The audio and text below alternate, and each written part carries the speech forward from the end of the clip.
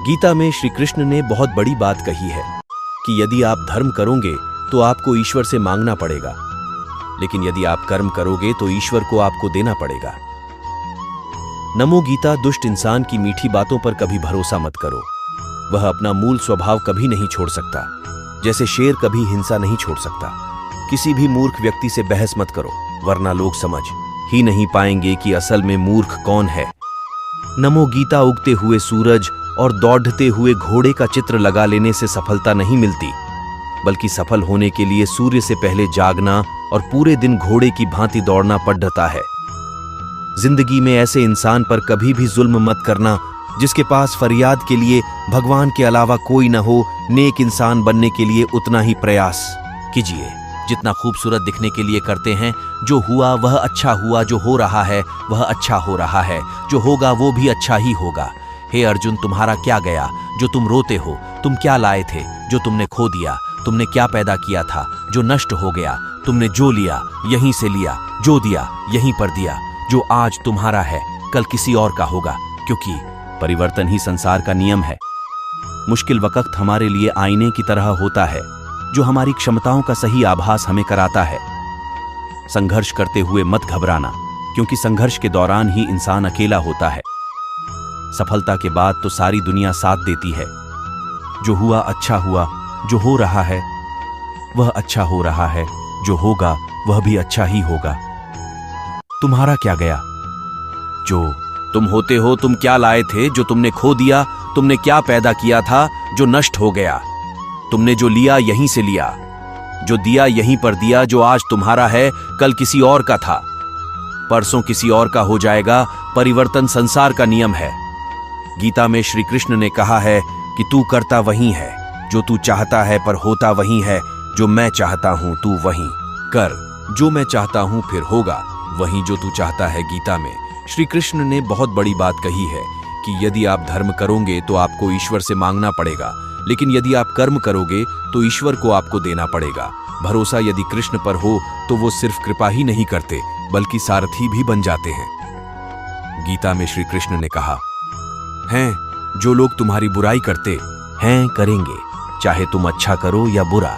इसलिए शांत रहकर अपना कर्म करते रहो। निंदा से मत घबराओ। निंदा उसी की होती है जो जिंदा है। मरने के बाद तो सिर्फ तारीफ होती है। सत्य की भूख सभी को है, लेकिन जब परोसा जाता है तो बहुत कम लोगों को इसका स्वाद पसंद आता है। याद रखना, अगर बुरे लोग सिर्फ समझाने से समझ जाते तो बांसुरी बजाने वाला कभी महाभारत होने नहीं दे। शांत दिमाग जीवन में किसी भी चुनौती के लिए अंतिम हथियार है। जो कोई भी जिस किसी भी देवता की पूजा विश्वास के साथ करने की इच्छा रखता है, मैं उसका विश्वास उसी देवता में दृढ़ कर देता। दुनिया के सारे खेल खेल लेना, पर भूल कर किसी की भावनाओं के साथ मत खेलना, क्योंकि ये वो गुनाह है जो मैं कभी माफ नहीं करूंगा। धैर्य रखो, क्योंकि हर नया परिवर्तन आसान होने से पहले मुश्किल हुआ करता है। श्रीमद् भगवड़ीला सदैव संदेह करने वाले व्यक्ति के लिए प्रसन्नता ना इस लोक में है, ना ही कहीं और मित्रता आवश्यक है। संबंध भी आवश्यक है, परंतु जीवन की हर कठिन परिस्थिति यह दर्शाती है कि अकेले रहने की कला का आना भी कितना आवश्यक है। हे अर्जुन, कर्म करो, फल की इच्छा मत करो। अपनी खुशी को केवल अस्थायी वस्तुओं पर निर्धारित ना करे। सच्चा सुख अच्छे कर्मों के माध्यम से जीवन को सुखी बना देता है। जो मानव अपनी निंदा सुन लेता है वह सारे जगत पर विजय प्राप्त कर लेता है। हे अर्जुन, मन अशांत है और इसे नियंत्रित करना कठिन है, लेकिन अभ्यास से इसे वश में किया जा सकता है। फल की लालसा छोड़कर कर्म करने वाला पुरुष ही अपने जीवन को सफल बनाता है। सुप्रभात। गीता सार, जो हुआ अच्छा हुआ, जो हो रहा है वह अच्छा हो रहा है, जो होगा वह भी अच्छा ही होगा। तुम्हारा क्या गया जो तुम रोते हो? तुम क्या लाए थे जो तुमने खो दिया? तुमने क्या पैदा किया था जो नष्ट हो गया? तुमने जो लिया यहीं से लिया, जो दिया यहीं पर दिया।